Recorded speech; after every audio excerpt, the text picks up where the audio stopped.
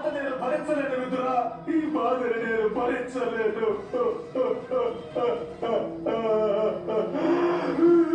బాధ కలగడం సహజమే అగ్రజ. ఇంకొకరి బాధను చూసి మీరు ఆనందించారు. ఇప్పుడు వారు ఆనందించాలంటే మీరు బాధపడాలి. జ్ఞాపకం ఉంచుకోండి, నదిపై ఆనకట్టను నిర్మించే వారికి ఆనందం లభిస్తుంది, కానీ ఆ ఆనందంతో పాటు భయం కూడా జన్మిస్తుంది. ఎందుకంటే ఆనకట్ట తెగిందంటే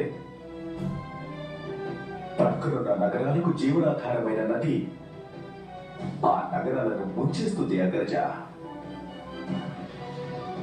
పాండవుల సామర్థ్యంపై మీరు నిర్మించిన మోసమనే ఆనకట్ట తెగింది అగ్రజ.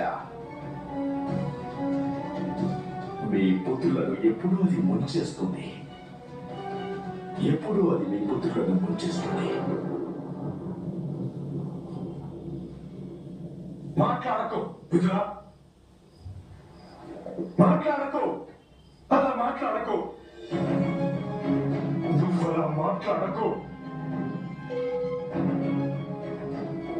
నా పుత్రుల మృత్యువుల గురించి నీవు ఏమైనా అన్నావంటే ఈ క్షణాన్ని నేను నా కాళ్ళతో తొక్కి చంపేస్తాను మిత్రుడా.